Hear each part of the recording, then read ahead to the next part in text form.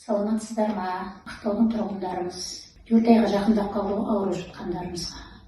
Ноябрьдің 8 күні экстренныймен, спайкымен больницаға түстік. Областной 9-ында ноябрьдің операция жасады спайкіге. Ояқта 11 күн жаттық. 11 күні жатып, сосын шетті гистологияға жібергенде раковый 2-ші степень деп бізге қорытынды етті. Бір аптадан кейін ірің ақты.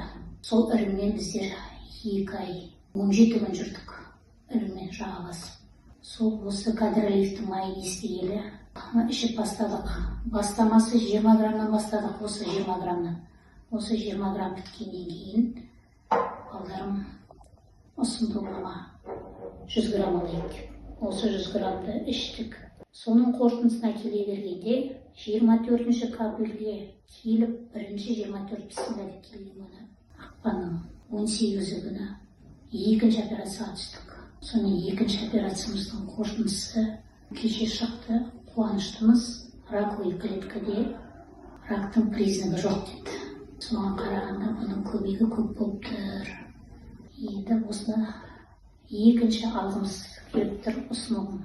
Соған айтайын еді, осы алым деп ұсынам. Осы дәріні алғанда өзіміз ниетпен ішіп. Осы дәрі бізге өзімізге шипа болсын, тез жазылып кетейік деп. Алла дұғамызды қабыл етті. Рахмет баршамызға, тыңдағаныңызға.